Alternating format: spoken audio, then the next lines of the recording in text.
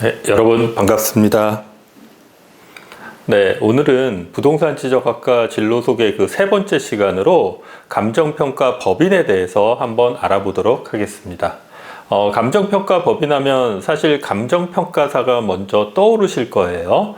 감정평가사에 대해서는 따로 또 소개를 하기로 하고, 감정평가사가 실제로 근무하는 회사가 감정평가 법인이라고 얘기를 합니다.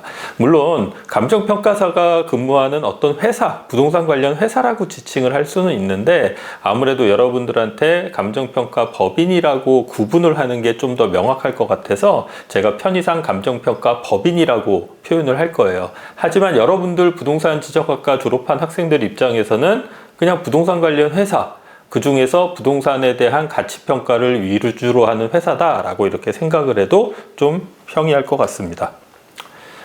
감정평가 법인에서 하는 일은 뭐냐? 쉽게 생각하면 감정평가사가 해야 되는 일을 하는 회사가 감정평가 법인이에요. 그럼 감정평가사와 감정평가 법인이 뭐가 다르냐? 감정평가사라는 거는 자격이죠. 하나의 자격증이에요.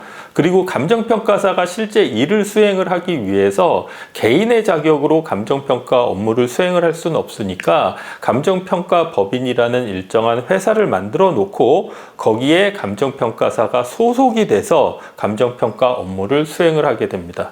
감정평가사가 하는 업무는 나중에 감정평가사에 대해 다시 소개를 할 때도 또 한 번 말씀드리겠지만 이러한 다양한 업무를 합니다. 쉽게 부동산에 대한 감정평가 업무다. 감정평가라는 건 무슨 얘기예요? 가치를 매긴다. 근데 왜 가치를 매겨야 할까요? 사실 부동산과 같은 경우에는 여러분들이 살고 있는 집도 마찬가지지만 가격이 얼마라고 정해져 있죠. 그래서 그 가격을 주고 우리가 부동산을 구매하거나 팔거나 합니다. 하지만 이 가격이라는 거는 시장에서 형성된 가격이에요. 물건이 가진 어떤 고유한 가치가 아니라는 거죠. 여러분들이 마트에서 어떠한 공산품을 살 때 공산품에는 일정한 가격이 매겨져 있죠. 그렇기 때문에 그 가격을 누구나 동일한 가격을 주고 구매를 합니다. 자, 이런 경우에는 감정평가가 필요가 없어요. 하지만 만약에 가격표가 없다면 어떻게 될까요? 시장에서 가격이 형성이 되겠죠. 즉, 수요가 높으면 가격이 올라갈 것이고 수요가 떨어지면 가격도 같이 내려갈 것입니다. 그런데 이렇게 수요에 의해서 시장에 의해서 가격이 형성이 되기 어려운 그 수요와 공급의 거래에 대한 빈도수가 굉장히 작은 어떤 것들, 대표적으로 부동산에 대해서는 그러한 수요에 의해서만 가격을 매길 경우에 시장에서 가격이 과하게 매겨질 수도 있고 혹은 과소하게 매겨질 수도 있습니다. 근데 부동산에 대한 가격이 왜 중요하냐? 바로 과세의 기준이 되기 때문에 그래요. 그렇기 때문에 시장 가격에 맡기지 않고 그것이 가진 어떠한 여러 가지 가치를 고려를 해서 가격을 매기는 것을 감정평가 업무라고 합니다. 그래서 감정평가사들이 하는 업무들이 곧 감정평가 법인이 하는 업무들이 될 거예요. 대표적으로 표준지에 대한 공시지가 업무, 감정평가사가 해요. 다만 여기서 지금 얘기하는 것 중에는 일반 감정평가 법인에서 하지 않는 업무들도 일부 포함이 되어 있습니다. 왜냐하면 지금 현 부동산원이 예전에 이제 감평원이었기 때문에 한국감정원이었기 때문에 그때 당시 했던 업무들이 아직 일부 남아있는 게 있어요. 그래서 거기에도 물론 감정평가사가 있고 지금도 감정평가사를 채용을 합니다. 그래서 감정평가사들을 하는 업무를 다 총괄해서 지금 얘기를 하는 거예요. 그래서 표준지 공시지가에 대한 조사를 한다던가 평가를 한다든지, 그 다음에 개별 공시지가의 검증, 그 다음에 공공용지의 매수, 수용 등 각종 공공사업과 관련된 보상감정평가, 조세, 조성용지 분양, 관리처분, 경매 및 소송, 담보 등등등 다양한 분야에 대한 감정평가 업무를 감정평가사들이 수행을 하게 됩니다. 자, 여기서 제가 각각의 업무들에 대해서 지금 설명을 하는 건 별 의미는 없어요. 왜냐? 여러분들은 감정평가 법인이라는 진로에 대해서 알고자 하는 건데, 감정평가 법인에 여러분들이 입사를 한다는 거는 내가 감정평가사 자격을 갖고 입사를 하는 경우가 있고요. 감정평가사 자격이 없이 입사를 하는 방식이 있습니다. 자, 이 부분에서 여러분들이 첫 번째 새로운 사실을 알게 될 거예요. 그냥 막연하게 잘 모르는 상태에서는 감정평가 법인은 감정평가사만 들어갈 수 있는 회사가 아니었을까라고 여러분들이 추측을 했을 텐데 사실은 그렇진 않습니다. 감정평가 법인에는 감정평가사가 물론 있지만 감정평가사 이외에 어떤 회사의 법인의 운영과 감정평가사의 원활한 업무 수행을 위한 지원 인력이 많이 있습니다. 그래서 여러분들이 만약에 내가 감정평가사 자격을 땄다. 그러면 여러분들이 감정평가 법인에 들어간다라고 우리가 보통 표현하기보다는 감정평가사 자격증 자체가 어렵기 때문에 감정평가사를 준비한다. 이렇게 표현을 하고요.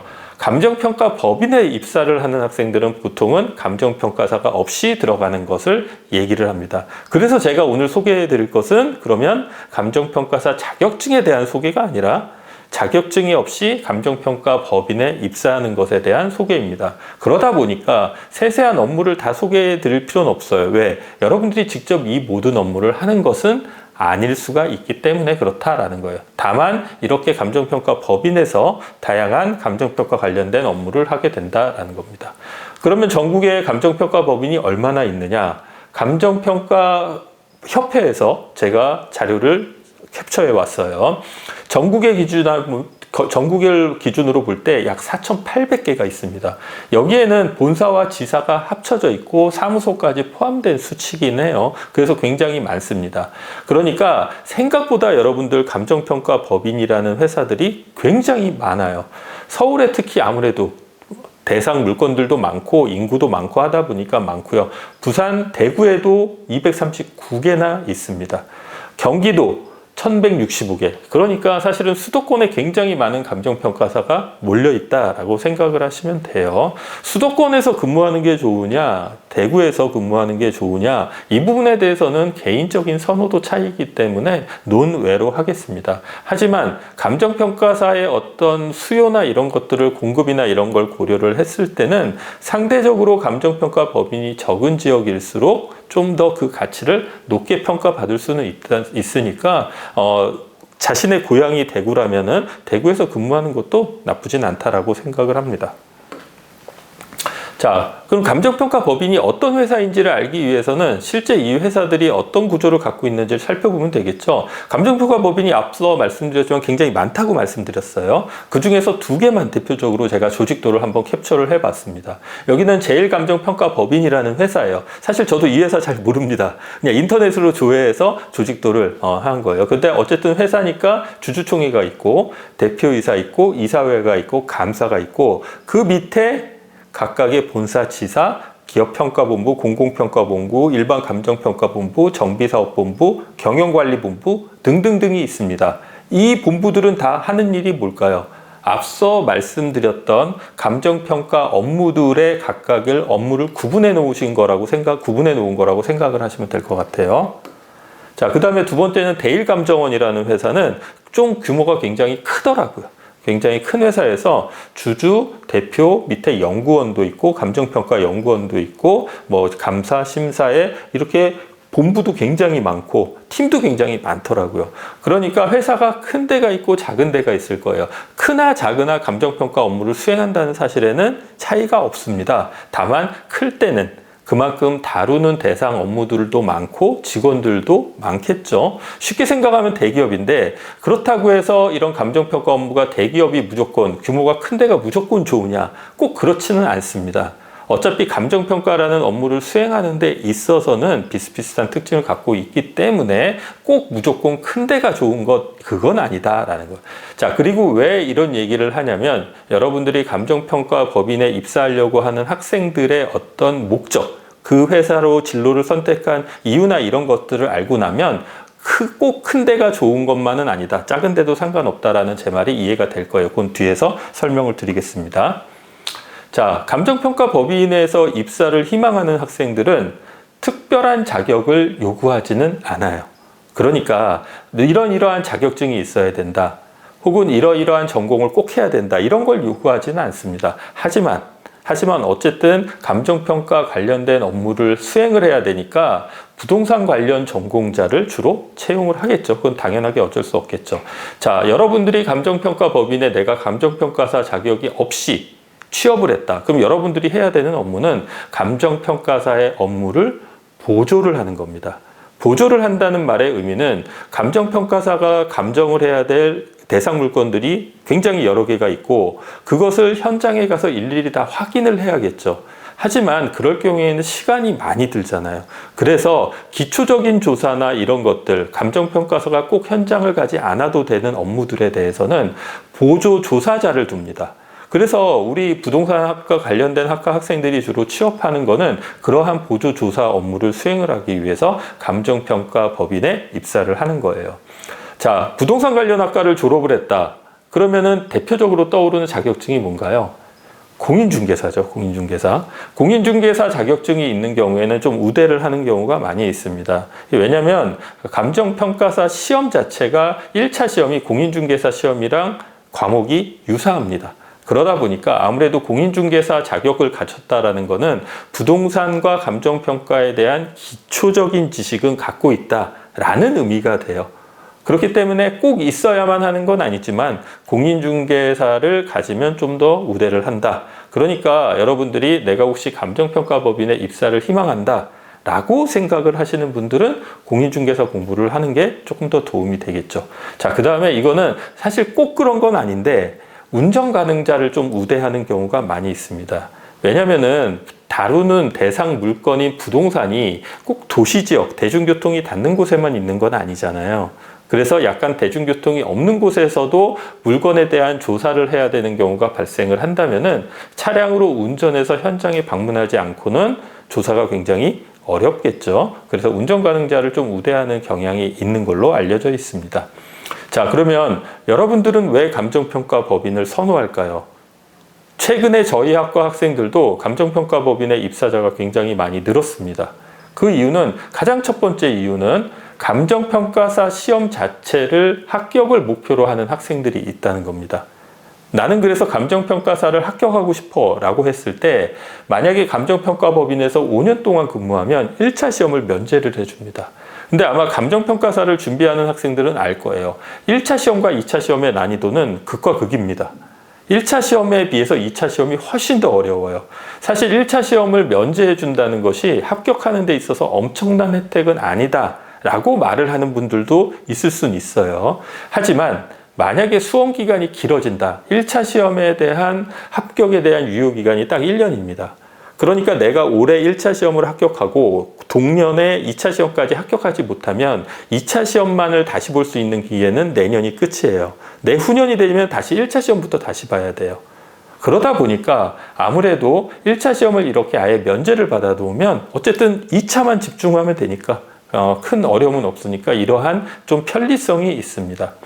그 다음에 감정평가사 자체가 국가에서 수급 상황을 통제를 하고 있죠. 그러다 보니까 여러분들이 감정평가사를 굉장히 선호하는데 이게 사기업임에도 이러한 부분들 때문에 굉장히 부동산 관련 회사 중에서는 안정적으로, 우리가 안정적이라고 표현을 할 때, 사기업에서 안정적으로 표현을 할 때 이건 무슨 뜻이에요? 자신이 해야 되는 업무가 줄어들거나 늘어나거나 이런 것이 아니라 일정하게 회사를 운영을 하고 직원들이 월급을 받을 수 있을 만큼 유지가 된다라는 말.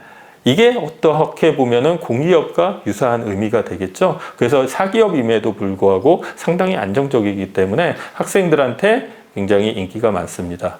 초임 기준으로 보면은 부동산 분야 평균보다는 높은 연봉을 받을 수 있다라는 점도 강점이고요. 그래서 우리 학과에서는 이하고 관련된 전공 교과를 어떻게 개설을 해놨냐면 부동산학에 의해 회계원리, 민법총칙, 물권법, 중개론, 공법, 중개실무, 감정평가론과 같이 지금처럼 이렇게 8개 과목을 전공으로 개설을 하고 있습니다. 부동산학의 이해나 민법이나 중개론이나 이런 것들은 아까 말씀드린 대로 공인중개사 자격을 위해서 필요한 자격이고요. 회계원리나 감정평가론 같은 경우에는 직접적으로 감정평가사 준비를 위해서 필요한 과목입니다. 이 과목만 듣는다고 내가 감정평가법인에 필요한 전공 지식을 다 쌓을 수 있느냐? 그건 아니지만 최소한 이 정도는 기본적으로 갖춰야 된다라는 의미로 이해하시면 좋겠습니다. 자, 자, 여러분들 오늘 제가 짧게 감정평가 법인에 대해서 소개를 해드렸어요. 감정평가 법인은 민간 기업임에도 불구하고 감정평가사를 준비하는 요즘에 전문 자격증에 대한 관심이 굉장히 높아지고 있어서 그에 따라서 같이 감정평가 법인에 대해서도 굉장히 선호하는 추세입니다. 뭐 자격증을 준비하는 그런 과정에서 내가 1차 시험을 면제받기 위해서 입사를 하는 학생들도 있지만 감정평가 법인 자체가 앞서 말씀드린 이유 때문에 안정적인 사기업이라는 이미지가 있기 때문에 여러분들의 미래 진로로서 굉장히 저는 적합하다라고 이렇게 판단을 하고 있거든요. 그래서 여러분들이 이러한 진로도 부동산 지적학과의 진로로 한번 적극적으로 고려해 보면 좋겠습니다. 네, 이상으로 감정평가 법인에 대한 소개를 마치도록 하겠습니다. 네, 감사합니다.